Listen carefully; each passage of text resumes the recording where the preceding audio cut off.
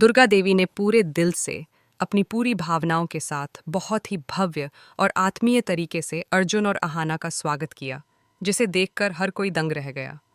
वह सिर्फ एक औपचारिक रस्म नहीं थी, बल्कि सालों से उनके दिल में पल रही उस चाहत की अभिव्यक्ति थी, जिसमें वो अपने बच्चों की जिंदगी में फिर से खुशियां लौटते देखना चाहती थीं।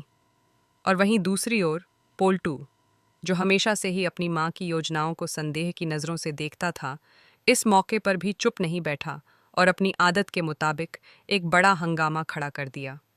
दोस्तों, आखिरकार वह पल आ ही गया जब तमाम संघर्षों, दर्द और गलतफहमियों के बावजूद अर्जुन और अहाना की शादी हो गई। एक समय था जब यह रिश्ता टूटने के कगार पर था, लेकिन अब वही रिश्ता समाज के सामने एक पवित्र बंधन में बंध गया था।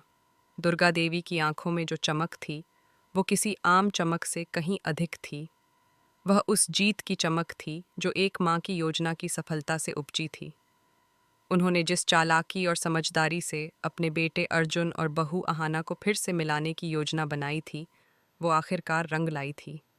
शादी के मंडप में जब वो चौंकाने वाला खुलासा हुआ कि दुल्हन कोई और नहीं बल्कि खुद अहाना ही थी, तो अर्जुन और अहाना की खुशी का ठिकाना नहीं रहा। उनकी आंखों से झलकती आश्चर्यचकित खुशी मानो बरसों से इंतजार कर रही थी इस क्षण के लिए।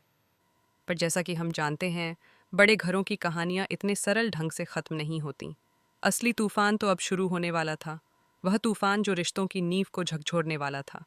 दुर्गा देवी ने अपनी प्रिय सहयोगी तुकुन के साथ मिलकर एक शानदार योजना बनाई, अपने बेटे और बहू का भव्य स्वागत करने की।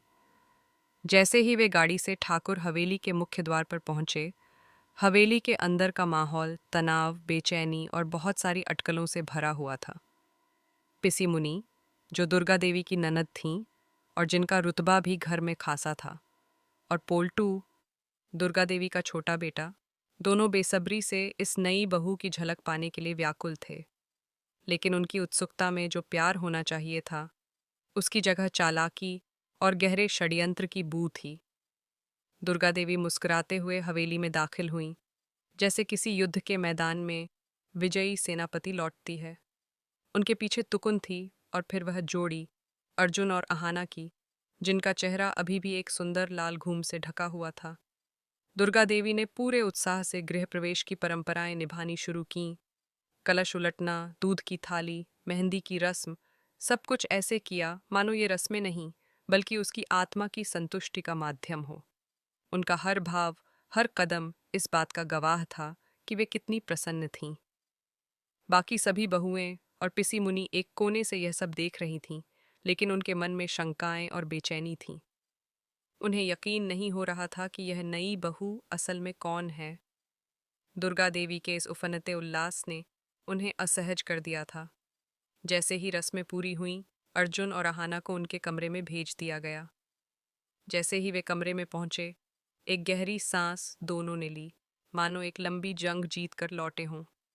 अर्जुन ने धीरे से अहाना का घूंघट उठाया। उनकी आंखें मिलीं, वो आंखें जिनमें वर्षों का दर्द, दूरी और शिकायतें अब पिघल रही थीं। एक पल के लिए सारा डर और सारी गलतफहमियां जैसे समय की धारा में बह गईं। दोनों ने एक दूसरे को कसकर गले लगा लिया। वो आलिंगन किसी साधारण प्रेम का नहीं, बल्कि पुनर्मिलन की एक गहरी अनुभूति का प्रतीक था। मैंने तो सोचा था कि मैं तुम्हें हमेशा के लिए खो चुका हूँ, अहाना, अर्जुन ने बेहद कोमलता से कहा।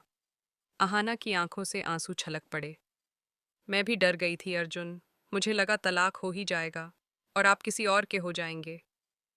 दोनों ने दिल खोलकर एक दूसरे के सामने अपने डर, अपनी गलतियों और अपने बीते दिनों की सारी सच्चाइयां रख दीं।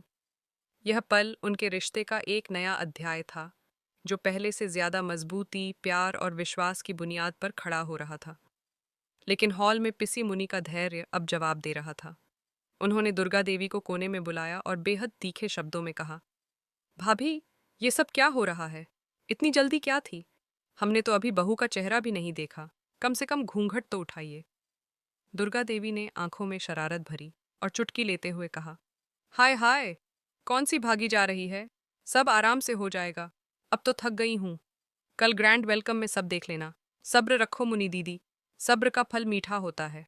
लेकिन यह जवाब पिसी मुनि को संतुष्ट नहीं कर पाया। उनके अंदर एक असहजता घर कर गई थी। अगले दिन का सूरज एक नई हलचल लेकर आया। पूरे ठाकुर हवेली को गेंदे और गुलाब के फूलों से सजाया गया।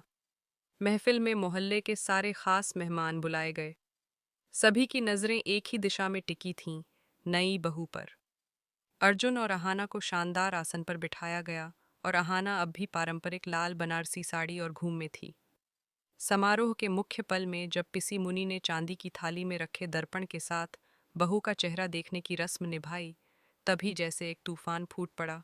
जैसे ही घूंघट उठा, पिसी मुनि की आंखें क्रोध से लाल हो गईं।